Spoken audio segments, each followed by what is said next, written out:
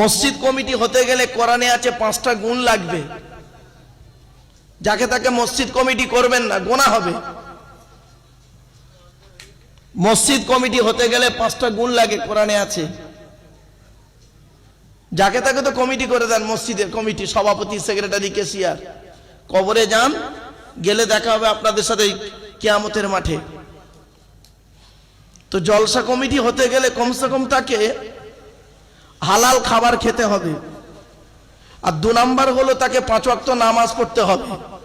বেশিরভাগ জলসা কমিটি 5 ওয়াক্ত নামাজ পড়ে না, ঠিক না বেঠিক?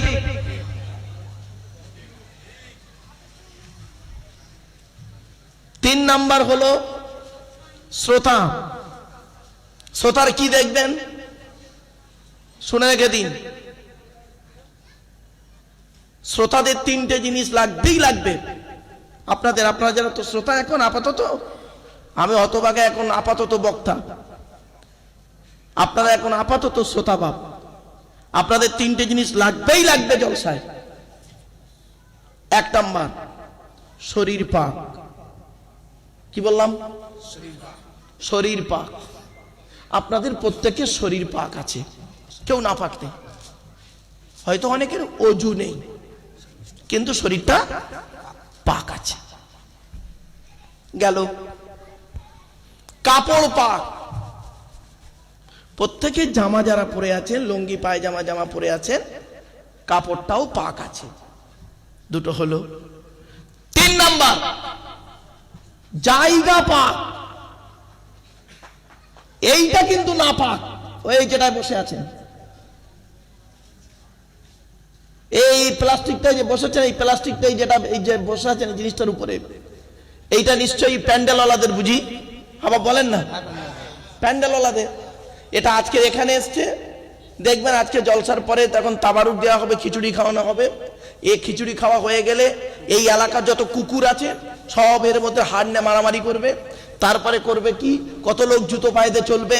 প্যান্ডেলওয়ালা আজকের প্যান্ডেলটা খুলে নিয়ে 6 তারিখে একটা জলসা আছে ধরুন মালঞ্চই, ও আবার এইভাবে প্যান্ডেল করবে, ওইটা আবার পেতে দেবে। জীবনে কোনোদিন ধোয়ে না। হিন্দু বাড়ি, মরা বাড়ি, শ্রাদ্ধ বাড়ি, মুসলমানদের জলসা বাড়ি, সব বাড়িতেই যায়, জীবনে ধোয়ে না। এটা নাপাক।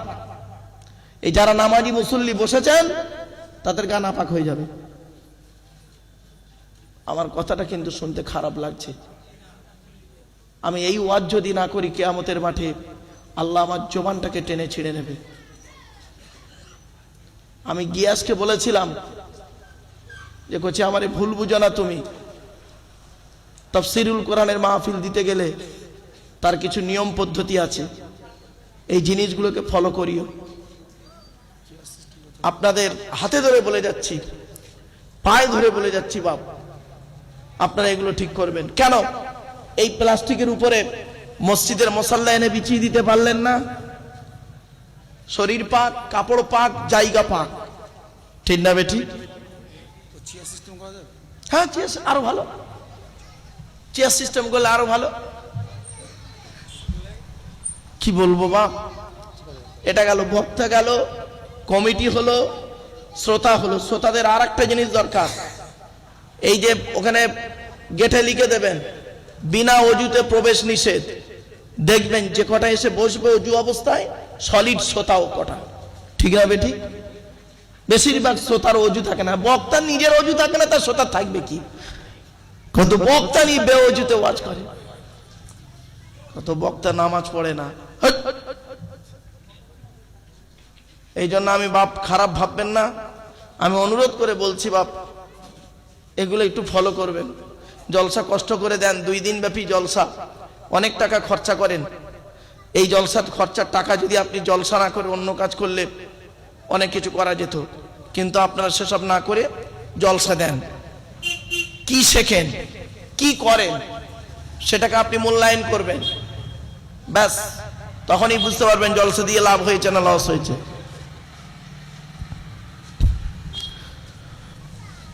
এবার আসছি প্রতি বছরের ন্যায় এবছরও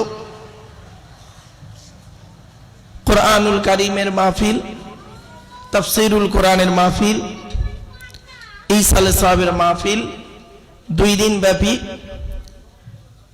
এই চৈতল ঘাট, সকলেই আপনারা জানেন এই মাহফিল অনেক পুরাতন মাহফিল। কোরআনের আলোচনা হয়, উল্টোপাল্টা আলোচনা কেউ করে না, আর উল্টোপাল্টা আলোচনা এখানে হয়ও না। সেজন্য আপনাদেরকে আমি বলে দিচ্ছি, আপনারা সর্বপ্রথম মাথা থেকে ওই জিনিসগুলো সরিয়ে দিন যে জিনিসগুলো নিজেদের মধ্যে ঝগড়া মারামারি লাগিয়ে দেয়। কিছু বুঝতে পারছেন ভাষাটা? ও জিনিসগুলো সরান। ছোট্ট একটা প্রশ্ন করি আপনাদের,